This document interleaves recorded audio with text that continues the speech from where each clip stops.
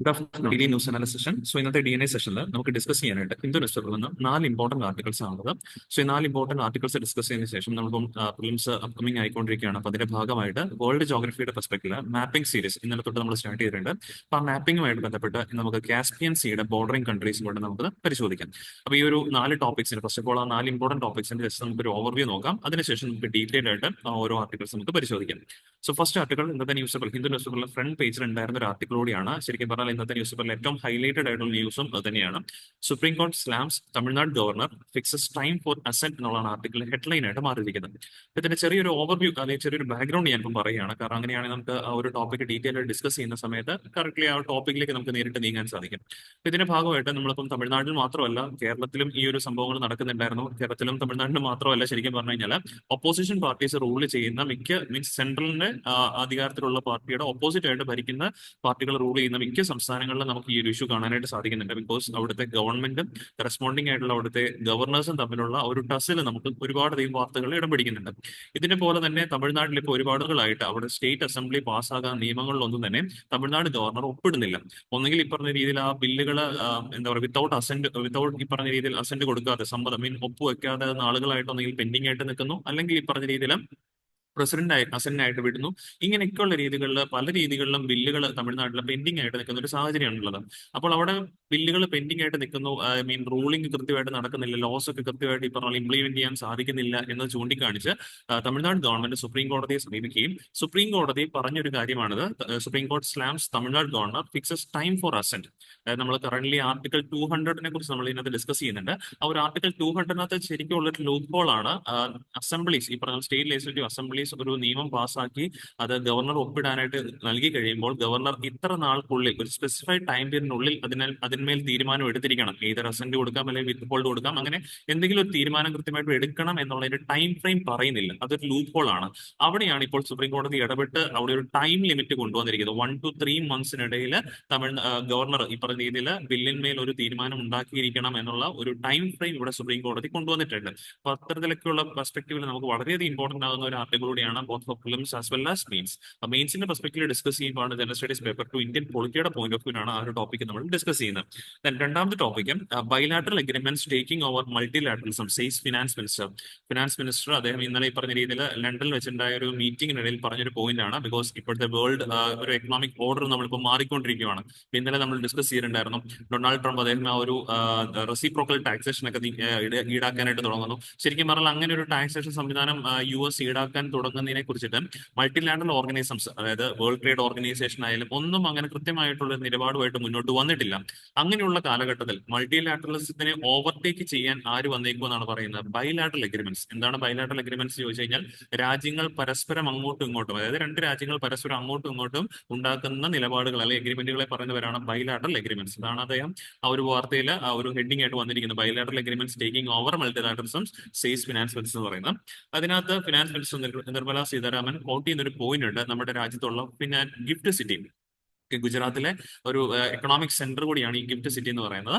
അപ്പൊ ആ ഒരു ഗിഫ്റ്റ് സിറ്റിയെ കുറിച്ചിട്ട് നമുക്ക് പ്രിലിംസിന്റെ പെർസ്പെക്റ്റീവിൽ ഒന്ന് അറിഞ്ഞിരിക്കാൻ നല്ലതായിരിക്കും. ബിക്കോസ് എസ്പെഷ്യലി നമ്മൾ ഇന്നലെയും ക്ലാസ്സിൽ ഡിസ്കസ് ചെയ്തിരുന്നു. ശരിക്കും പറഞ്ഞാൽ ഈ ട്രംപിന്റെ ഈ ഒരു നീക്കം നമുക്ക് ഇന്ത്യക്ക് ഒരു ചെറിയ രീതിയിൽ പോസിറ്റീവ് വശങ്ങൾ കുറച്ചൊക്കെ നൽകുന്നുണ്ട്. അത്തരത്തിൽ നമുക്ക് പോസിറ്റീവായിട്ട് ബിസിനസ് അന്തരീക്ഷത്തോട് വളർത്തിയെടുക്കാൻ പറ്റുന്ന ഒരു ഇടമാണ് അല്ലെങ്കിൽ ഒരു സന്ദർഭമാണ്, ഒരു ഓപ്പർച്യൂണിറ്റിയാണ് നമ്മുടെ ഇവിടുത്തെ ഗിഫ്റ്റ് സിറ്റി എന്ന് പറയുന്നത്. അപ്പൊ ഗിഫ്റ്റ് സിറ്റിയെ കുറിച്ചും കുറച്ച് നമുക്ക് ഡീറ്റെയിൽ ആയിട്ട് പഠിക്കണം. ബിക്കോസ് ഇത് എക്കണോമിക്സുമായിട്ട് ഡീൽ ചെയ്യുന്നതാണ് ജനറൽ സ്റ്റഡീസ് പേപ്പർ 3യുടെ പോയിന്റ് ഓഫ് വ്യൂ നമ്മളോട് ഡിസ്കഷൻ പോകുന്നത്. Then third topic science related ടോപ്പിക്കാണ്. ജീനോം ഇന്ത്യ സ്റ്റഡി എന്നുള്ളതാണ് അതിന്റെ ഒരു മെയിൻ ആസ്പെക്ട് നമുക്ക് പഠിക്കാനുള്ളത്. And with this genome study 180 million genetic variance found in 9772 individuals എന്നുള്ളതാണ് ഹെഡിംഗ് ആയിട്ട് വന്നിരിക്കുന്നത്. ഇത് പ്രിലിംസിന്റെ ഒരു പോയിന്റ് ഓഫ് വ്യൂ വരാൻ പറ്റുന്ന ഒരു ആർട്ടിക്കിളാണ്, ചോദ്യമായിട്ട് ചോദിക്കാൻ പറ്റുന്ന ഒരു ആർട്ടിക്കിളാണ്. ഇവിടെ നമ്മൾ പഠിക്കേണ്ട ജീനോം ഇന്ത്യ സ്റ്റഡിയെ കുറിച്ചിട്ടും അതുപോലെ തന്നെ ജീനോം ഇന്ത്യ പ്രൊജക്ടിനെ കുറിച്ചിട്ടും അതിന്റെ ബേസിക് എയിംസ് എന്തൊക്കെയാണെന്നുള്ള കുറച്ച് കാര്യങ്ങൾ നമുക്ക് വിശദമായിട്ട് അവിടെ പഠിക്കേണ്ടതായിട്ടുണ്ട്. ദെൻ എഡിറ്റോറിയൽ പേജിൽ വന്നിരുന്ന ഒരു ആർട്ടിക്കിളാണ് why is active mobility necessary in India. ആ ഒരു ടോപ്പിക്കിൽ നമ്മൾ എടുത്ത് പഠിക്കാൻ പോകുന്ന ആക്റ്റീവ് മൊബിലിറ്റി എന്താണെന്നുള്ളത് പഠിക്കണം.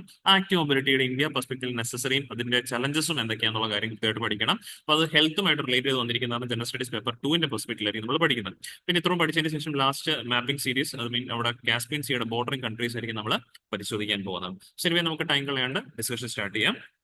സോ ഫസ്റ്റ് ടോപ്പിക് ഇതാണ്, supreme court slams Tamil Nadu governor fixes time for assent എന്നാണ്.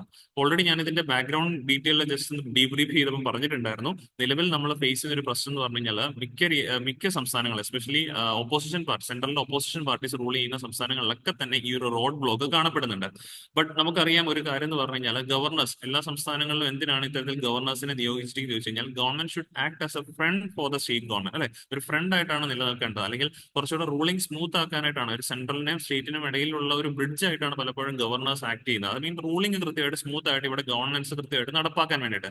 പക്ഷെ പല കേസുകളിലും ഈ റോഡ് ബ്ലോക്കുകൾ സൃഷ്ടിക്കുന്നതുകൊണ്ട് തന്നെ പല സംസ്ഥാനങ്ങളിലും അവിടുത്തെ ഗവർണൻസ് സ്മൂത്ത് ആയിട്ട് നടക്കുന്നില്ല എന്നുള്ളതാണ് ഇതിനകത്ത് സത്യാവസ്ഥയായിട്ട് പറയുന്നത്. അതിനൊരു ഉദാഹരണമാണ് ഇപ്പോൾ തമിഴ്നാടിന്റെ കാര്യത്തിലേക്ക് പറയുന്നത്. അപ്പൊ തമിഴ്നാട്ടിൽ ഏകദേശം 10 ബില്ലുകളാണ് ഗവർണർ ഒപ്പിടാതെ മാറ്റി വെച്ചിരിക്കുന്നത്, കാലങ്ങളായിട്ട് മാറ്റി വെച്ചിരിക്കുന്നത്. അതുകൊണ്ട് തന്നെ ആ നിയമങ്ങൾ കൃത്യമായിട്ട് അവിടെ ഇംപ്ലിമെന്റ് ചെയ്യാൻ പറ്റുന്നില്ല. അപ്പൊ അങ്ങനെ വന്നു കഴിയുമ്പോഴേക്കും അവിടുത്തെ റൂളിങ്ങിന് ഒരുപാട് റോഡ് ബ്ലോക്സ് ഉണ്ടാക്കാനുള്ള ചാൻസസ് ഉണ്ട്. ഇത് ചൂണ്ടിക്കാണിച്ചുകൊണ്ടാണ് സുപ്രീം കോടതി ചെന്ന് കഴിഞ്ഞപ്പോൾ സുപ്രീം കോടതി ഈ ഒരു കാര്യം എടുത്തു പറഞ്ഞതും ഒക്കെ തന്നെ ഈ പറഞ്ഞ രീതിയിൽ 10 ബില്ലിന്മേൽ ഇത്ര നാളുകളായിട്ട് ഈ പറഞ്ഞ രീതിയിൽ വിത്ത് ഹോൾഡ് ചെയ്ത് വെച്ചിരിക്കുകയാണ്, അല്ലെങ്കിൽ ഈ പറഞ്ഞ രീതിയിൽ ഒരു തീരുമാനം എടുക്കാതെ വെച്ചിരിക്കുകയാണ്. അങ്ങനെ വന്നു കഴിയുമ്പോഴേക്കും കോടതി പറഞ്ഞതാണ് governor must be the friend guide and philosopher to the state, not a hindrance എന്ന് പറഞ്ഞിരിക്കുന്നത്. അത് നമുക്ക് മെയിൻസിലേക്ക് എഴുതാൻ പറ്റുന്ന നല്ലൊരു വാചകമാണ്. As per supreme court of India, governor must be the friend guide and philosopher to the state and not a hindrance, അല്ലെങ്കിൽ റോഡ് ബ്ലോക്ക് ആകാൻ പാടില്ല. Governor is envisaged as a sagacious counsellor ആയിട്ടാണ് വിലയിരുത്തപ്പെട്ടിരിക്കുന്നത്. അപ്പൊ അങ്ങനെയുള്ള ഒരു സിറ്റുവേഷൻസിൽ ഒരിക്കലും ഗവർണർ റോഡ് ബ്ലോക്ക് ഉണ്ടാക്കാൻ പറ്റത്തില്ല by delaying action on the bills sent to him by assent by the assembly under article 200. അപ്പൊ അവിടെ ആർട്ടിക്കിൾ 200 എന്താണെന്നുള്ള കാര്യം നമുക്ക് പരിശോധിക്കണം. ഈ ആർട്ടിക്കിൾ 200 ആണ് പറയുന്നത് it gives governor 3 choices, 3 choices governor കൊടുക്കുന്നുണ്ട്. ഏതൊക്കെയാണ് ചോയ്സ് നോക്കാം. ഈ ചോയ്സ് വരുന്ന പറഞ്ഞു കഴിഞ്ഞാൽ as per article 200 state legislature നിയമം പാസ്സാക്കി ഗവർണർ മുമ്പാകെ എത്തുമ്പോഴാണ് ഈ ആർട്ടിക്കിൾ 200 പ്രകാരം ഗവർണർക്ക് 3 ചോയ്സസ് ഉണ്ട്. ഏതൊക്കെയാണത്? ടു അസെന്റ് ദ ബിൽ, അതായത് അതിന്മേൽ സമ്മതം ഒപ്പിട്ട് കൊടുക്കുക, മീൻസ് ഒപ്പിട്ട് കൊടുക്കുക, ബിൽ ഓക്കെ എന്ന് പറഞ്ഞുകൊണ്ട് ബില്ലിൽ ഒപ്പിട്ട് കൊടുക്കുക. അല്ലെങ്കിൽ withhold assent, withhold assent എന്ന് പറഞ്ഞാൽ ഒപ്പിടാതെ അത് മാറ്റി വെക്കുക എന്നുള്ളതിനാണ് പറയുന്നത്. Or reserve the bill for the consideration by the president. Okay, അപ്പോൾ എന്തൊക്കെയാണ് 3 ചോയ്സസ്? അസെന്റ് കൊടുക്കുക, അല്ലെങ്കിൽ വിത്ത് ഹോൾഡ് അസെന്റ് കൊടുക്കുക, അല്ലെങ്കിൽ ഈ പറഞ്ഞ രീതിയിൽ reserve the bill for the consideration by the president. ഈ 3 ചോയ്സസ് ആണ് ഒരു സ്റ്റേറ്റ് ലെജിസ്ലേച്ചർ പാസ്സാക്കുന്ന ബില്ലിന്മേൽ ഗവർണർക്ക് എടുക്കാൻ പറ്റുന്ന എന്നുള്ള കാര്യം ഓർത്തിരിക്കാം. ഇവിടെ ഒരു കാര്യം എടുത്ത് പറയുന്നുണ്ട്, governor cannot indefinitely delay exercising his or her choices the court said. But ഈ ഒരു പ്രൊവിഷൻ ശരിക്കും പറഞ്ഞാൽ ആർട്ടിക്കിൾ 200 പറയുന്നില്ല. അതാണ് ആർട്ടിക്കിൾ 200 ഒരു ലൂപ്പ് ഹോൾ ആയിട്ട് ഞാൻ നേരത്തെ പറഞ്ഞിട്ടുണ്ടായിരുന്നു. എത്ര നാൾക്കുള്ളിൽ ഈ 3 ചോയ്സസിൽ ഒരു തീരുമാനം ഗവർണർ എടുക്കണം എന്നുള്ളതിനെ കുറിച്ചിട്ട് ആർട്ടിക്കിൾ 200 സൈലന്റ് ആണ്. അതുകൊണ്ട് തന്നെ പല സിറ്റുവേഷൻസിലും ഈ ഗവർണേഴ്സ് തങ്ങളുടെ അടുത്തേക്ക് വരുന്ന ബില്ലിന്മേൽ പോക്കറ്റ് വീറ്റോ ഉപയോഗിക്കാറുണ്ട്. പോക്കറ്റ് വീറ്റോ ഉപയോഗിക്കുക എന്ന് പറയുമ്പോഴേക്കും അത് ഒരുപാട് നാളിങ്ങനെ അനന്തമായ രീതിയിൽ ആ ബില്ലിന്മേൽ തീരുമാനം എടുക്കാതെ പോകാറുണ്ട്. അപ്പൊ അങ്ങനെയൊക്കെ വരുമ്പോഴേക്കുമാണ് സംസ്ഥാനങ്ങളിലെ ഗവർണൻസിനെ അത് അഫക്ട് ചെയ്യാനുള്ള ചാൻസസ് കൂടുതലുള്ളത്. ഇവിടെ കൃത്യമായിട്ടും സുപ്രീം കോടതി ഇടപെട്ട് പറയുന്നുണ്ട് article 200 with sense of expeditionary and does not allow governor to sit on bills and exercise pocket veto over them. ഇതിനകത്ത് ആർട്ടിക്കിൾ 200 എടുത്ത് പറയുന്നില്ലെങ്കിലും ഇൻഡയറക്ട്ലി മനസ്സിലാക്കാൻ പറ്റുന്നുണ്ട് ആർട്ടിക്കിൾ 200 പ്രകാരം ഗവർണേഴ്സ് എന്ത് ചെയ്യാൻ പാടില്ല, പോക്കറ്റ് വീറ്റോ ഉപയോഗിക്കാൻ പാടില്ല എന്നുള്ള കാര്യം എടുത്തു പറയുന്നുണ്ട് എന്നുള്ളതാണ് ഇപ്പോൾ സുപ്രീം കോടതി പറഞ്ഞിരിക്കുന്ന ഒരു കാര്യം. ഇനി അത് മാത്രമല്ല, ഇതിനു മേൽ ഈ പറഞ്ഞ രീതിയിൽ ടൈം ലിമിറ്റ് കൊണ്ടുവന്നിരിക്കുകയാണ്. ഈ ടൈം ലിമിറ്റ് സുപ്രീം കോടതി കൊണ്ടുവന്നതാണ്, ആർട്ടിക്കിൾ 200 ഇല്ലായിരുന്നു എന്നുള്ള കാര്യം ഓർത്തിരിക്കണം. ടൈം ലിമിറ്റ് പ്രകാരം 1 to 3 months ടൈം ലിമിറ്റ് ഇപ്പോൾ സുപ്രീം കോടതി ഇടപെട്ട് പറഞ്ഞിരിക്കുന്നത്. അതായത് governor has a maximum of 1 month to withhold assent on an aid and advise of the state cabinet. അതായത് സ്റ്റേറ്റ് ക്യാബിനറ്റിന്റെ എയ്ഡ് ആൻഡ് അഡ്വൈസിലൂടെ പ്രവർത്തിക്കണം എന്നുള്ളതാണ് ഗവർണർ നിലപാട്, അല്ലെങ്കിൽ ഗവർണർ അങ്ങനെയാണ് പ്രവർത്തിക്കേണ്ടത്. അങ്ങനെ സ്റ്റേറ്റ് ക്യാബിനറ്റ് നൽകിയിരിക്കുന്ന അല്ലെങ്കിൽ ലെജിസ്ലേച്ചർ പാസ്സാക്കി വന്നിരിക്കുന്ന ഒരു നിയമത്തിന്മേൽ കൃത്യമായിട്ടും ഗവർണർ 1 മാസത്തിനുള്ളിൽ തീരുമാനം എടുത്തിരിക്കണം. ഇനി 1 മാസത്തിനുള്ളിൽ തീരുമാനം എടുക്കാറ് either to withhold as bill or to assent the bill. Okay, അങ്ങനെ കൃത്യമായിട്ടുള്ള നിലപാട് എടുത്തില്ല എങ്കിൽ അദ്ദേഹത്തിന് ഒരു 3 മാസം വരെയുള്ള കാലയളവ് കിട്ടും. ഈ 3 മാസം എന്ന് പറഞ്ഞാൽ പരിശോധിക്കാൻ വേണ്ടിയിട്ടാണ്. അതെന്തെങ്കിലും തിരിച്ചു കൊടുക്കണോ, അല്ലെങ്കിൽ ഈ പറഞ്ഞ രീതിയിൽ അത് പ്രസിഡന്റിന് കൊടുക്കണോ എന്നുള്ളതിനെ കുറിച്ചിട്ട് 1 മാസത്തിനുള്ളിൽ തീരുമാനം എടുത്തില്ലെങ്കിൽ മാക്സിമം 3 മാസത്തിനുള്ളിൽ തീരുമാനം എടുത്തിരിക്കണം. അതാണ് governor has a maximum of 1 month to withhold assent to an aid and advice of the state cabinet, and if he withhold assent contrary to the cabinet's advice, he has a maximum of 3 months to return the bill with a message specifying his reasons. 3 മാസത്തിനുള്ളിൽ ആ bill തിരികെ കൊടുത്തിരിക്കണം. State ലെജിസ്ലേച്ചറിലേക്ക് തിരികെ കൊടുത്തിരിക്കണം. അതിന്മേൽ കാരണങ്ങൾ പറഞ്ഞിട്ട് ഇന്ന കാരണമാണ് ഞാനിത് ഒപ്പിടാത്തത് എന്ന് പറഞ്ഞുകൊണ്ടുള്ള കാരണങ്ങൾ ചൂണ്ടിക്കാണിച്ചുകൊണ്ടിട്ട് ബില്ല് സഭയിലേക്ക് തിരികെ അയച്ചിരിക്കണം. ഇനി ഒരു കാര്യം കൂടെ പറയുന്നതാണ്, governor has 3 months to reserve the bill. ആ ഒരു 3 മാസത്തിനുള്ളിൽ ഒന്നെങ്കിൽ ഗവർണർ എന്തിരിക്കണം, പ്രസിഡന്റിന്റെ കൺസിഡറേഷൻ ആയിട്ട് ആ ബില്ല് അയച്ചിരിക്കണം. അല്ലെങ്കിൽ ഈ പറഞ്ഞ അനന്തമായിട്ട് അത് വെച്ചുകൊണ്ടിരിക്കാൻ പാടില്ല എന്ന് പറയുന്നുണ്ട്. ഇനി വൺസ് ഗവർണർ നിയമസഭയിലേക്ക് തന്നെ തിരികെ ബില്ല് വിടുകയെന്ന് വിചാരിച്ചാൽ, അങ്ങനെയാണെങ്കിൽ ആ ബില്ല് വീണ്ടും റീപാസ് ചെയ്ത് ഗവർണർ അടുത്ത് തന്നെ ആർട്ടിക്കിൾ 200 പ്രകാരം എത്തുകയാണെങ്കിൽ ഗവർണർ ഒരു മാസത്തിനുള്ളിൽ അതിന്മേൽ കൃത്യമായിട്ടുള്ള തീരുമാനം എടുത്തിരിക്കണം എന്നുള്ളതും സുപ്രീം കോടതി ഇതിനകത്ത് പറയുന്നുണ്ട്. അപ്പൊ അത് ഓർത്തിരിക്കുക. ആർട്ടിക്കിൾ 200-നകത്ത് ടൈം ലിമിറ്റ് പറയുന്നില്ല. ഇപ്പോൾ ഈ കേസിലാണ് സുപ്രീം കോടതി 1 to 3 months എന്നുള്ള കാര്യം പറഞ്ഞിരിക്കുന്നുള്ള കാര്യം കൃത്യമായിട്ടും എല്ലാവരും മനസ്സിലേക്ക് വെച്ചേക്കണം. ബിക്കോസ് അതൊക്കെ പരീക്ഷയിലെ സ്റ്റേറ്റ്മെന്റ് തെറ്റിച്ചൊക്കെ വേണമെങ്കിൽ ചോദിക്കാനായിട്ട് ചാൻസസ് ഉള്ളതാണ്. അപ്പൊ അത് എന്തിനാണ് ഇങ്ങനെ പറഞ്ഞിരിക്കുന്നതെന്ന് ചോദിച്ചു കഴിഞ്ഞാൽ, കുറച്ചുകൂടെ നമ്മുടെ രാജ്യത്തെ സ്റ്റേറ്റ് ലെവലിലുള്ള ഗവേർണൻസുകൾ അല്ലെങ്കിൽ സെൻട്രൽ സ്റ്റേറ്റ് ലെവലിലുള്ള റിലേഷൻഷിപ്പ് കുറച്ചുകൂടി ഇംപ്രൂവ് ചെയ്യാൻ വേണ്ടിയിട്ടാണ് സുപ്രീം കോടതി ഈ കാര്യങ്ങൾ എടുത്ത് പരാമർശിക്കുന്ന ഒരു കാര്യം ഓർത്ത് വെച്ചേക്കാം. സോ ഇപ്പൊ നമ്മൾ പറഞ്ഞ കാര്യമാണ് ഇവിടെ നിങ്ങൾക്ക് സ്ലൈഡുകളിൽ കാണാനായിട്ട് സാധിക്കുന്നത്. ഇപ്പം 10 disputes ഓൾമോസ്റ്റ് ഡിലേഡ് അസെന്റ് ആണ്. കീ സ്റ്റേറ്റ് ഇഷ്യൂസും കാര്യങ്ങളൊക്കെ അതിനകത്തുണ്ട്. then ഇത് ലെജിസ്ലേറ്റീവ് പ്രൊസീജിയേഴ്സ് ഒരുപാട് ഡിലേ ആക്കുന്ന കാര്യങ്ങളായിട്ട് നമുക്ക് പറയേണ്ടതായിട്ട് വരും. അപ്പൊ ഇതിനകത്ത് ഓർത്തിരിക്കുക, months of actions delays already നമ്മൾ പറഞ്ഞ കാര്യങ്ങളായതുകൊണ്ട് തന്നെയാണ് ഞാനത് പെട്ടെന്ന് പറഞ്ഞു പോകുന്നത്. പ്രസിഡന്റിന്റെ അയച്ച ബില്ലുകൾ ഉണ്ടായിരുന്നു, അത് ഈ പറഞ്ഞ രീതിയിൽ അവിടെയും പെൻഡിങ് ആയിട്ട് നിൽക്കുന്നുണ്ട്. അപ്പൊ ഇങ്ങനെയൊക്കെ വരുമ്പോഴേക്കും നമ്മുടെ സ്റ്റേറ്റ് ലെവൽ ഈ പറഞ്ഞ രീതിയിൽ ഗവർണൻസിന് അത് കൃത്യമായിട്ടും ബാധിക്കാനായിട്ടുള്ള ചാൻസസ് വളരെ വളരെ കൂടുതലാണ്. സോ എനിവേം ഇവിടെ നമ്മൾ മെയിൻലി പഠിക്കേണ്ടത് ആ ഒരു ആർട്ടിക്കിൾ 200 ആണ് നമുക്ക് എക്സാം റിലേറ്റഡ് ആയിട്ട് പഠിക്കാനുള്ളതും. പക്ഷേ ഇതിനകത്ത് ഓർത്തിരിക്കുക, ഇതിന്റെ ഏറ്റവും വലിയ ലിമിറ്റേഷൻ ആണ് ഗവർണൻസിനകത്ത് ഈ പറഞ്ഞ രീതിയിൽ ആ ഗവർണർ എത്ര ടൈം ലിമിറ്റിനുള്ളിൽ അത് ആ ഒരു 3 ചോയ്സസിന്റെ തീരുമാനം എടുക്കണം എന്നുള്ളതിനെ കുറിച്ചിട്ട് ആർട്ടിക്കിൾ 200 സൈലന്റ് ആണെന്നുള്ള കാര്യം ഓർത്ത് വെച്ചേക്കാം. Okay, so that's all. And moving on to second article, bilateral arrangements taking over multilateral ism says finance minister. ഞാൻ ഓൾറെഡി പറഞ്ഞു. ഇപ്പൊ നിലവിൽ ആ ഒരു ട്രംപിന്റെ ആണെങ്കിൽ ആ റെസിപ്രോക്കൽ ടാക്സേഷൻ നിയമത്തിനെതിരായിട്ട് പല മൾട്ടിലാറ്ററൽ ഓർഗനൈസേഷൻസ് ഒന്നും തന്നെ രംഗത്തേക്ക് അധികം വന്നിട്ടില്ല.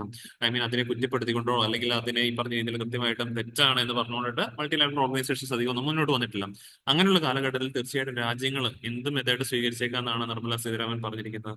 Nations would move on to take over bilateral agreements, അതായത് ബൈലാറ്ററൽ അറേഞ്ച്മെന്റ്സ് ആയിട്ട് മുന്നോട്ട് പോയേക്കാം. പരസ്പരം രണ്ട് രാജ്യങ്ങൾ തമ്മിലോ അല്ലെങ്കിൽ മറ്റ് രാജ്യങ്ങൾ തമ്മിൽ ഈ പറഞ്ഞ രീതിയിലുള്ള നീക്കങ്ങളുമായിട്ട് മുന്നോട്ട് പോയേക്കാം. അപ്പൊ ഇത് കൃത്യമായിട്ടും ഇവിടെ പറയുന്നുണ്ട്, ഇന്ത്യ UK അങ്ങനെ ഒരു എഗ്രിമെന്റുകൾ സൈൻ ചെയ്യാൻ പോകുന്ന രീതിയിലെ കുറിച്ച് പറയുമ്പോഴേക്കും ഫിനാൻസ് മിനിസ്റ്റർ ആ കാര്യങ്ങളൊന്നും തന്നെ ഇവിടെ പരാമർശിച്ചിട്ടില്ല എന്നുള്ളത് കൊണ്ട് തന്നെ നമുക്ക് ആ ഒരു പോയിന്റിലേക്ക് അധികം കിടക്കേണ്ട.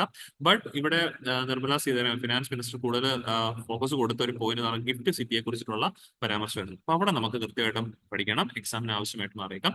സോ എന്താണ് ഗിഫ്റ്റ് സിറ്റി എന്ന് പറഞ്ഞാൽ? GIFT means Gujarat international financial tech city എന്നാണ്. Located in Gandhinagar, Gujarat. It consist of a multi service special economic zone ആണ്. അപ്പൊ ശരിക്കും പറഞ്ഞാൽ സ്പെഷ്യൽ എക്കണോമിക് സോൺ കാറ്റഗറിയിൽ രൂപീകരിച്ചിരിക്കുന്ന സിറ്റിയാണ് ഗിഫ്റ്റ് സിറ്റി, അഹമ്മദാബാദ്, ഗുജറാത്തിലെ ഗാന്ധിനഗറിലുള്ള ഈ ഒരു സിറ്റി. അപ്പൊ ഇത് India's first international financial service centre കൂടിയാണെന്നുള്ള കാര്യം ഓർത്തിരിക്കാൻ. എക്സ്ക്ലൂസീവ് ഡൊമസ്റ്റിക് ടാരിഫ് ഏരിയ ആണ്. ഇപ്പൊ ഈ സ്പെഷ്യൽ എക്കണോമിക് സോൺ എന്നുള്ള കാര്യം എന്നത് ഡിനോട്ട് ചെയ്യുന്നത് വേറെ ഒന്നുകൊണ്ടല്ല, ഇങ്ങനെയുള്ള സ്ഥലങ്ങൾ ഇപ്പൊ നമുക്ക് ഉദാഹരണം പറഞ്ഞാൽ അവിടെ കാക്കനാടുണ്ട്, സ്പെഷ്യൽ എക്കണോമിക് സോൺ ഉണ്ട്. അപ്പൊ ഇങ്ങനെയുള്ള സ്പെഷ്യൽ എക്കണോമിക് സോണുകളുടെ പ്രത്യേകത, ഇവിടങ്ങളിൽ നമുക്ക് മറ്റ് സ്ഥലങ്ങളിലെ പോലുള്ള നികുതി ആയിരിക്കത്തില്ല. മേ ബി ഇപ്പൊ നമ്മുടെ ഇന്ത്യയിൽ റെസ്റ്റ് ഓഫ് ഇന്ത്യയിൽ ഉണ്ടാകുന്ന നികുതി ആയിരിക്കത്തില്ല ഇത്തരത്തിലുള്ള സ്പെഷ്യൽ എക്കണോമിക് സോണിൽ ഉണ്ടാവും. അവിടെ താരതമ്യേന നികുതികൾ കുറവായിരിക്കും. ചിലപ്പോൾ അവിടെ പ്രവർത്തിക്കുന്ന കമ്പനികൾക്ക് വൈദ്യുതി ബില്ലുകൾ ഉണ്ടാവില്ല, ഇലക്ട്രിസിറ്റി ബില്ല് ഉണ്ടാവില്ല, അല്ലെങ്കിൽ ഇന്റർനെറ്റ് ബില്ല് ഉണ്ടാവില്ല, വാട്ടറും കാര്യങ്ങളൊക്കെ ഫ്രീ ആയിരിക്കാം. അപ്പൊ അങ്ങനെയൊക്കെയുള്ള ഒരുപാട് ആനുകൂല്യങ്ങൾ ഇത്തരത്തിലുള്ള ഏരിയാസിൽ പ്രൊവൈഡ് ചെയ്യും. എന്തിനാണെന്ന് ചോദിച്ചാൽ അവിടെ കമ്പനികൾക്ക് കൂടുതൽ പ്രൊഡ്യൂസ് ചെയ്യാനായിട്ട്. ബിക്കോസ് ചെലവ് കുറഞ്ഞവർക്ക് കൂടുതൽ പ്രൊഡ്യൂസ് ചെയ്യാൻ പറ്റും. അപ്പൊ കൂടുതൽ പ്രൊഡ്യൂസ് ചെയ്യുമ്പോൾ അവിടുന്ന് കൂടുതൽ കയറ്റുമതി, എക്സ്പോർട്ട് താരതമ്യേന കൂടുതൽ നടക്കാനായിട്ടും അതുവഴി ഒരുപാട് പേർക്ക് എംപ്ലോയ്മെന്റ് ഓപ്പർച്യൂണിറ്റീസ് ജനറേറ്റ് ചെയ്യാനായിട്ട് സാധിക്കും. അതിനു വേണ്ടിയിട്ടാണ് രാജ്യങ്ങളിൽ ഇത്തരത്തിൽ, എസ്പെഷ്യലി നമ്മുടെ രാജ്യത്ത് ഇത്തരത്തിലുള്ള സ്പെഷ്യൽ എക്കണോമിക് സോണുകൾ നമ്മൾ ക്രിയേറ്റ് ചെയ്തിരിക്കുന്ന കാര്യം ഓർത്തിരിക്കുക. അത്തരത്തിൽ ഏറ്റവും പ്രധാനപ്പെട്ട ഒരു സ്പെഷ്യൽ എക്കണോമിക് സോണാണ് ഇന്ത്യയിലെ നമ്മൾ ഗുജറാത്തിലുള്ള gift city. And gift city was envisaged as an integrated hub for financial as well as technology services. അപ്പൊ ഇവിടെ പ്രൊഡക്ഷൻ ടെക്നോളജിക്കൽ സർവീസസ് മാത്രമല്ല, ഫിനാൻഷ്യൽ സർവീസ് ഉണ്ടെന്നുള്ള കാര്യം നോക്കുക. വലിയ വൻകിട ഈ പറഞ്ഞ പോലെ ബാങ്കിങ് സ്ഥാപനങ്ങളൊക്കെ തന്നെ അവരുടെ ബ്രാഞ്ചസ് ഗിഫ്റ്റ് സിറ്റിയിൽ കൊണ്ടുവന്നിട്ടുണ്ട്. അപ്പം ഗിഫ്റ്റ് സിറ്റിയിൽ ഒരു ഇന്റഗ്രേറ്റഡ് ഹബ്ബാണ്. ഫിനാൻഷ്യലും ടെക്നോളജിക്കൽ സർവീസസും കിട്ടും. Not just for India but for the world. ലോകത്തെമ്പാടുമുള്ള രാജ്യങ്ങൾ അവിടങ്ങളിൽ പ്രവർത്തിക്കുന്നുണ്ടെന്നുള്ള കാര്യം ഓർത്തിരിക്കാം. ഇവിടുത്തെ റെഗുലേറ്റർ ആയിട്ട് ആക്ട് ചെയ്യുന്ന IFSC ആണ്. IFSC എന്ന് പറഞ്ഞാൽ international financial services centre authority ആണ് കേട്ടോ. IFSC ആണ് ഇവിടുത്തെ ഒരു റെഗുലേറ്റർ ആയിട്ട് ആക്ട് ചെയ്യുന്നുള്ള കാര്യം കൃത്യമായിട്ടൊന്ന് ഓർത്തിരിക്കും. ഇന്റർനാഷണൽ ഫിനാൻഷ്യൽ സർവീസസ് സെന്റേഴ്സ് അതോറിറ്റിയാണ് അവിടുത്തെ യൂണിഫൈഡ് റെഗുലേറ്റർ ആയിട്ട് ആക്ട് ചെയ്യുന്നത്. ഇതൊക്കെ പരീക്ഷയിൽ പ്രിലിംസിൽ ചോദിക്കാൻ ചാൻസ് ഉള്ള ഏരിയാസ് ആണ്. അപ്പൊ ഇവിടുന്ന് നമ്മൾ കുറച്ചുകൂടെ ഈ പറഞ്ഞ രീതിയിൽ ഇവിടെ ഈ ഗിഫ്റ്റ് സിറ്റിയിലെ കുറച്ചുകൂടെ നിയമങ്ങളും കാര്യങ്ങളൊക്കെ കുറച്ചുകൂടെ റെഗുലേറ്റ് ചെയ്ത് കുറച്ചുകൂടെ ഈസിനെസ് കൊണ്ടുവരാനൊക്കെ പറ്റുവാണെങ്കിൽ, കുറച്ചുകൂടെ ബിസിനസ് പ്രൊമോഷനുള്ള പോയിന്റുകളൊക്കെ കൊണ്ടുവരാൻ പറ്റുവാണെങ്കിൽ ഒരുപാട് വിദേശ കമ്പനികൾ നമുക്ക് ഇങ്ങോട്ടേക്ക് ഇന്ത്യയിലേക്ക് ആകർഷിക്കാൻ പറ്റും.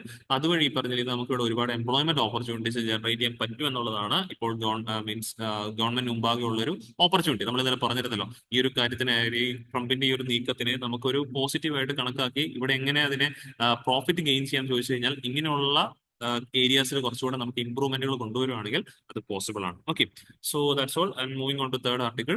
Genome study 180 million genetic variance found in 9772 individuals. Okay, ഇതിനകത്ത് നമ്മൾ മെയിൻലി പഠിക്കേണ്ടത് ജീനോം ഇന്ത്യ സ്റ്റഡിയെ കുറിച്ചിട്ടാണ്. സോ genome India project it's a national initiative started in January 2020 to map the genetic diversity of India's population ആണ്. അപ്പോൾ ഇന്ത്യൻ പോപ്പുലേഷന്റെ genetic diversity map ചെയ്യാനായിട്ട് ജനുവരി 2020 നമ്മൾ കൊണ്ടുവന്ന ഒരു ഇനീഷ്യേറ്റീവ് ആണ് ജീനോം ഇന്ത്യ പ്രോജക്ട് എന്ന് പറയുന്നത്. It's a multi institutional consortium project ആണ്, which is supported and funded by department of biotechnology. അപ്പോൾ ഡിപ്പാർട്ട്മെന്റ് ഓഫ് ബയോടെക്നോളജിയുടെ നേതൃത്വത്തിൽ നടപ്പാക്കുന്ന ഒരു പ്രൊജക്ട് ആണ് genome India project. And genetic diversity of India's population decode ചെയ്യാനുള്ള കാര്യം ഓൾറെഡി നമ്മൾ പറഞ്ഞു. അപ്പോൾ ഇതിന്റെ എയിം കൃത്യമായിട്ട് അറിഞ്ഞിരിക്കണം. ജനറ്റിക് വേരിയേഷൻസ്, നമുക്കിടയിലുള്ള ജനറ്റിക് വേരിയേഷൻസ്, കോമൺ ആയിട്ടുള്ള low frequency, rare, single nucleoid type polymorphisms, അങ്ങനെയൊക്കെയുള്ള ജനറ്റിക് വേരിയേഷൻസ് ഇന്ത്യൻസിൽ എത്രത്തോളം ഉണ്ടെന്നുള്ള കാര്യങ്ങൾ കണ്ടുപിടിക്കുക, അതിന്റെ കാറ്റലോഗ് ക്രിയേറ്റ് ചെയ്യാം, ആൻഡ് ദെൻ റെഫറൻസ് ആയിട്ട് ഇത് ആക്ട് ചെയ്യാം. ഓക്കെ, അത് പറഞ്ഞ രീതിയിൽ പല രീതിയിലുള്ള റെഫറൻസ് ആയിട്ട്, എസ്പെഷ്യലി മരുന്ന് നിർമ്മാണത്തിനൊക്കെ തന്നെ വലിയ രീതിയിലുള്ള സ്കോപ്പ് ഉള്ള ഒരു പ്രൊജക്ട് ആണ് ഇത്. കാരണം നമ്മുടെ DNA കാര്യങ്ങളൊക്കെ തന്നെ അനലൈസ് ചെയ്യുക, അങ്ങനെയൊക്കെ വരുമ്പോൾ റിസർച്ച് ആൻഡ് ഡയഗ്നോസ്റ്റിക് ആക്ടിവിറ്റീസ്, അതും അഫോർഡബിൾ ആയിട്ടുള്ള ലോ കോസ്റ്റ് സർവീസസ് പ്രൊവൈഡ് ചെയ്യാനായിട്ട് ഇതിനോട് സാധിക്കും. പിന്നെ ഒരു ബയോ ബാങ്ക് ഫോർ DNA പ്ലാസ്മയ്ക്ക് ഈ പറഞ്ഞ രീതിയിൽ ഒരു ബയോ ബാങ്ക് ക്രിയേറ്റ് ചെയ്യുക എന്നുള്ളതും ഈ ഒരു പ്രൊജക്ടിന് ഒബ്ജക്റ്റീവ് ആയിട്ട് പറയപ്പെടുന്നുണ്ട്. അപ്പൊ ഏറ്റവും ഇതിന്റെ പ്രധാനപ്പെട്ട ഒരു ഗുണഭോക്ത മേഖല എന്ന് പറഞ്ഞു കഴിഞ്ഞാൽ അത് research and development in biomedicines, biomedical മേഖലയിലാണ് ഇതിന് കൂടുതലായിട്ടും സ്കോപ്പുകളും അല്ലെങ്കിൽ ഈ പറഞ്ഞ അഡ്വാൻറ്റേജസ് നമുക്ക് പറയാനായിട്ട് സാധിക്കുന്നത്. പിന്നെ ജീനോം ഇന്ത്യ പ്രോജക്ട് ഫിലിംസിന് ചോദിക്കുമ്പോൾ ഓർക്കണം കൃത്യമായിട്ടും ഇത് genetic diversity of Indian population measure ചെയ്യാനായിട്ടാണ്. ഇത് ഫണ്ട് ചെയ്യുന്ന സപ്പോർട്ട് ചെയ്യുന്ന ആരാണ്? ഡിപ്പാർട്ട്മെന്റ് ഓഫ് ബയോടെക്നോളജി ആണെന്നുള്ള കാര്യം കൃത്യമായിട്ട് മനസ്സിലേക്ക് ഓർത്ത് വെച്ചേക്കാം. ഓക്കെ, ഇത്രയാണ് ആ ഒരു ആർട്ടിക്കിൾ നമുക്ക് പഠിക്കാനുള്ള ചെറിയൊരു ആർട്ടിക്കിൾ ആണ്.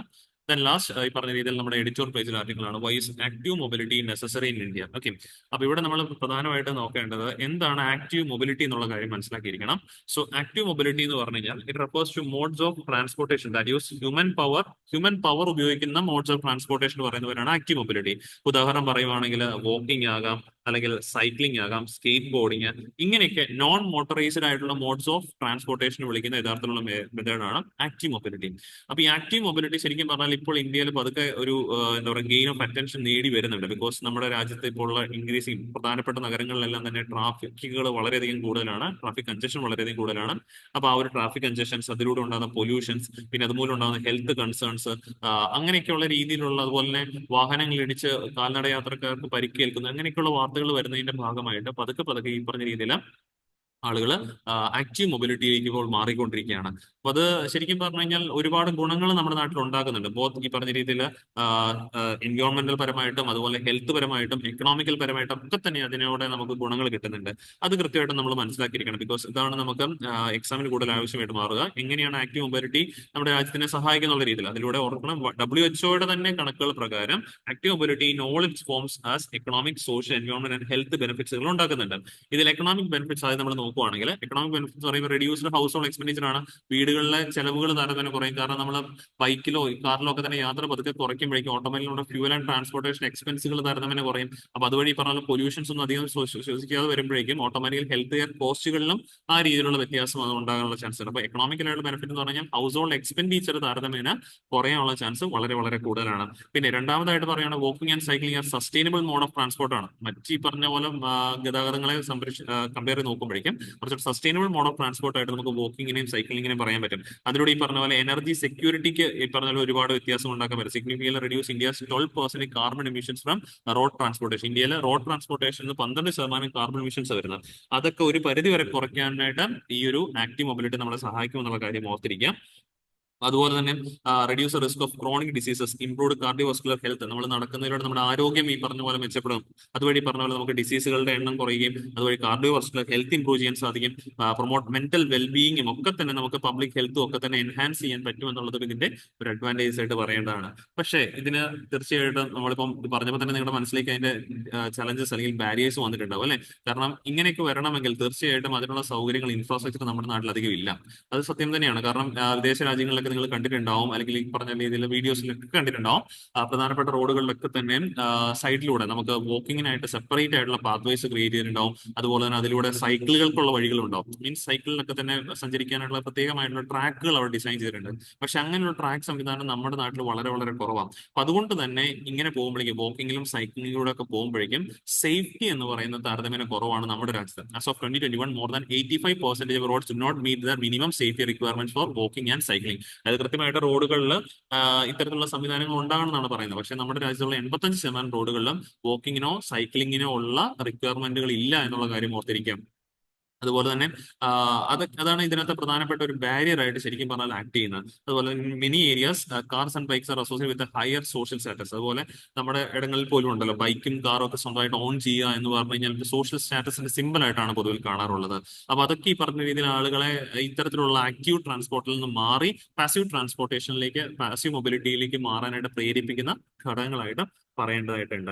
അതുപോലെ തന്നെ ക്ലൈമറ്റ് ചേഞ്ച്, വെതർ കണ്ടീഷൻസ് ഒരു പ്രശ്നം തന്നെയാണ്. ബിക്കോസ് മഴ പെയ്യുമ്പോഴോ അല്ലെങ്കിൽ കനത്ത വെയിലൊക്കെ ഉള്ളപ്പോഴേക്കും നമുക്ക് പുറത്തിറങ്ങി ഇത്തരത്തിൽ നടക്കാനായിട്ടോ അല്ലെങ്കിൽ സൈക്ലിംഗ് ഒക്കെ തന്നെ വളരെ ബുദ്ധിമുട്ടാണ്. അപ്പൊ അതൊക്കെ ശരിക്കും പറഞ്ഞു കഴിഞ്ഞാൽ ഒരു കൺസേൺസ് ആണ്, ഒരു ചലഞ്ചസ് ആയിട്ട് നമുക്ക് ഏകദേശം പറയേണ്ട പോയിന്റുകളാണ്. ബട്ട് ഇതിന് നമുക്ക് ആക്റ്റീവ്ലി ഈ പറഞ്ഞ പോലെ എടുക്കാൻ സാധിച്ചു കഴിഞ്ഞാൽ തീർച്ചയായിട്ടും നമ്മുടെ രാജ്യത്ത് നിന്ന് ഒരുപാടധികം കാർബൺ എമിഷൻസ് കുറയ്ക്കാൻ പറ്റും.